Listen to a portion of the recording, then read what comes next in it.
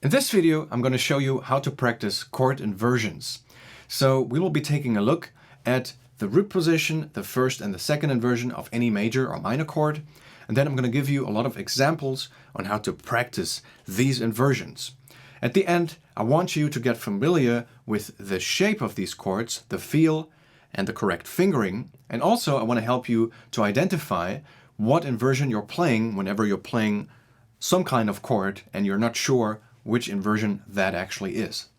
Also, we're going to make use of a metronome and a backing track because at the end we will use this in a musical setting with a 4-chord sequence. And the ultimate goal actually with using inversions is that we want to avoid a lot of movement, so whenever possible we want to go from one chord to the next chord with as little movement as possible. Let's get started. So let's start with a basic C major triad, which consists of the root, the third, and the fifth. And so the notes are C, E, and G. This is called the root position, because the root is the lowest note, and the shape of this chord is easy to remember because we have 2/3 that are nicely stacked on top of each other. So this is the root position, with 2/3 and the root as the lowest note. Now comes the first inversion. That's when we take the lowest note and move it to the top. So we take this C down here and play it 1 octave higher.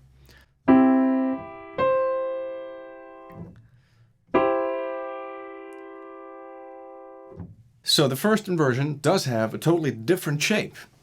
It's built upon a third and then a fourth. Also, the fingering is different. In the root position we played fingers 1, 3, and 5. In the first inversion we play fingers 1, 2, 5. So the first way of practicing now is going from the root position to the first inversion and then back again. Let's do this very slowly.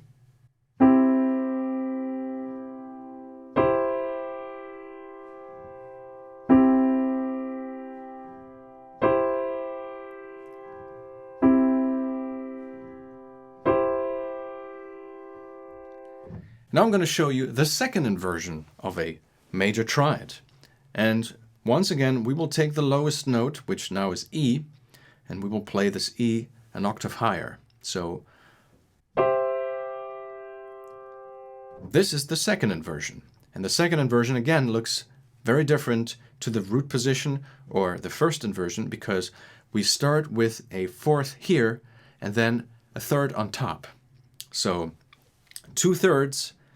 In the first inversion there's a third and a fourth, and in the second inversion there's a fourth and a third. Also, one way of looking at these inversions is by taking a look at the root. In the root position, the root is the lowest note. In the first inversion, the root is the top note. And in the second inversion, the root is the middle note. And if you do this once again, change inversion, you will get to the root position again. So there are only 3 ways of playing a triad: the root position, the first inversion, and the second inversion. Now, let's go through all these inversions of a C major triad.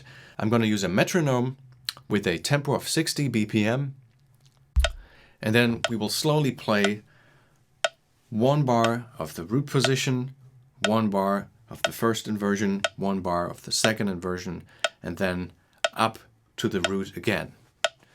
3, 4.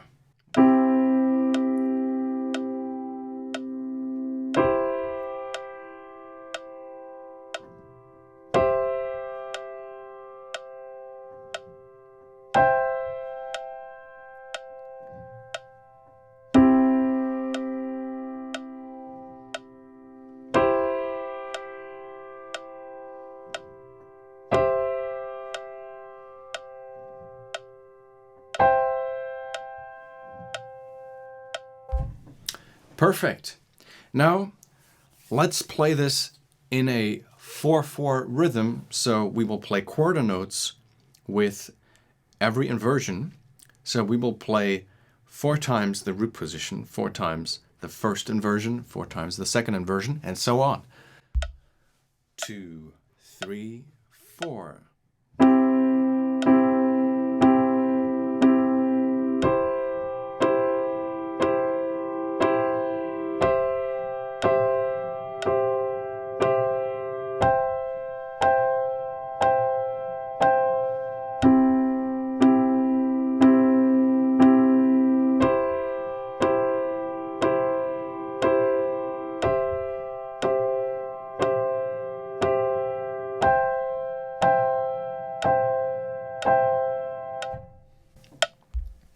Now we will spice this up and we will do 2 beats per inversion. So we go through this now with double speed. 2, 3, 4.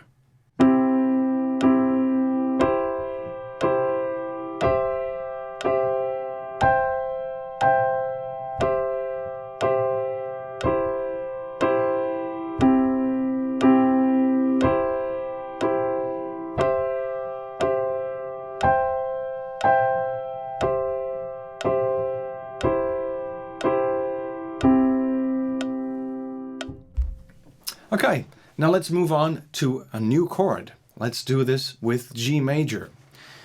And so let's start with G major down here. This is the root position of G major, with G as the root, as the lowest note. Let's take then the first inversion, which means the G will be the top note. Once again, then we get to the second inversion. Let's do the same exercise now with G major. We will do this with 2 times per inversion. 3, 4.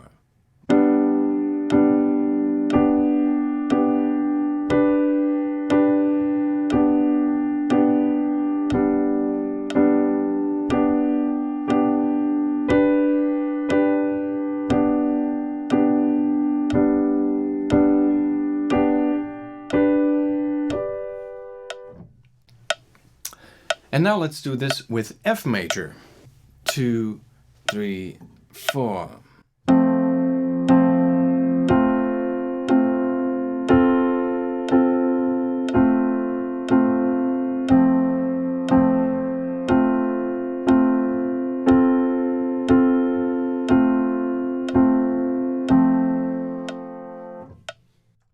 Let's add one new chord, which is A minor. So A minor in the root position means we have the A as the lowest note. Then the first inversion means we take the A, move it to the top. Now A is the top note. And we have the third and then the fourth here as an interval.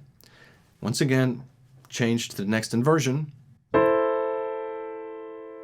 So in the second inversion, A, the root, is the middle note, and we have this shape with a fourth and a third on top.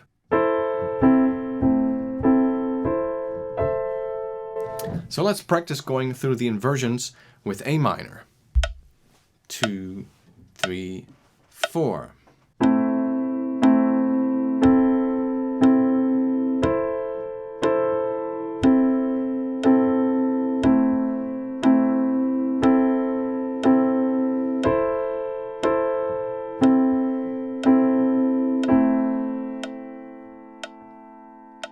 Now let's practice going back and forth between 2 chords in 2 of those inversions. So we will have C major and G major, and both of these chords will be played with 2 beats in the root position and then 2 beats in the first inversion. 2, 3, 4.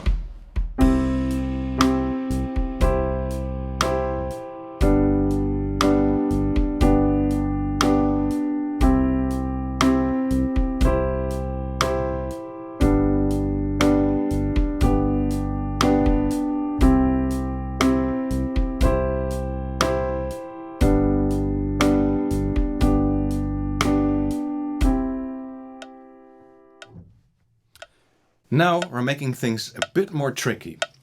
We will not play the root position now, but we will play the first inversion and then the second inversion of C major, and then go to G major and play the first inversion and second inversion there. So this will be a bit more demanding, but it's going to be all fine. 2, 3, 4.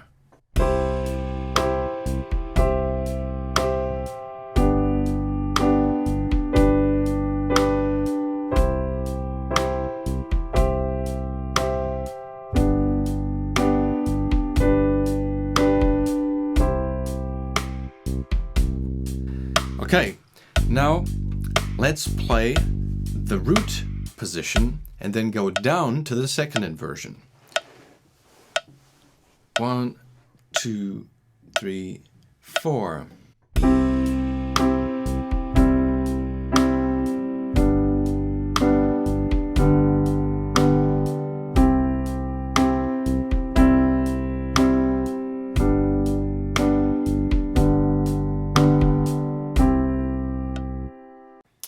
Now comes the next exercise. So we will add F major to our palette, and we will start with C major, going to F major, and then back to C, going to G. And so all of these chords will be played in the root position first, and then in the first inversion. 2, 3, 4.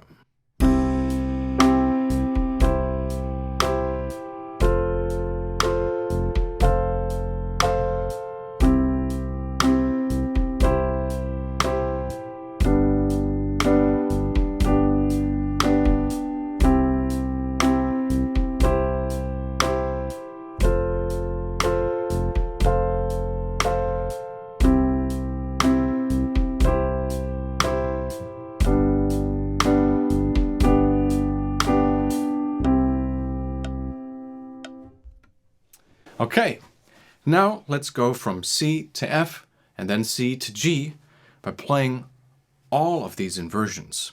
So we will play the root position, the first inversion, then the second inversion, and to top it off, we will play the root position in this upper register also. And we will do this with C going to F and then C going to G. 2, 3, 4.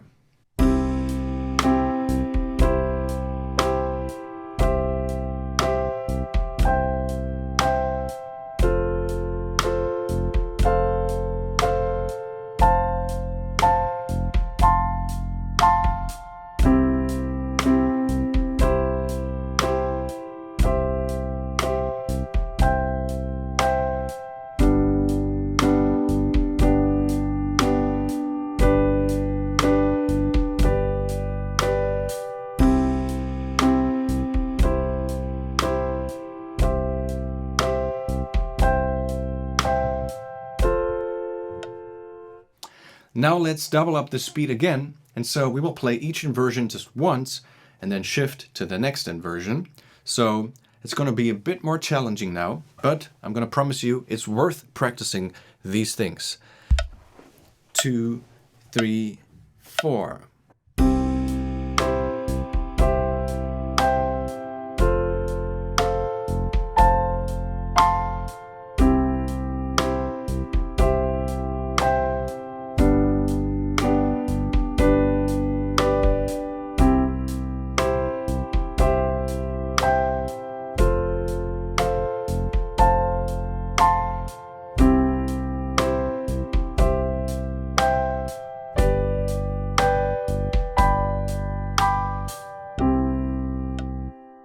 So I hope these exercises will help you a lot in getting familiar with chords and inversions throughout the whole keyboard. Also, there will be a second part to this, which will focus more on a classic 4-chord sequence, because then when moving from one chord to the next chord, these inversions will be very helpful to create smooth transitions. You can find the link later in the description below. If you have any questions, just leave a comment and don't forget to subscribe to this channel. If you're interested in learning the piano, I have an online piano course which is available on different online platforms, and you can find the link in the description.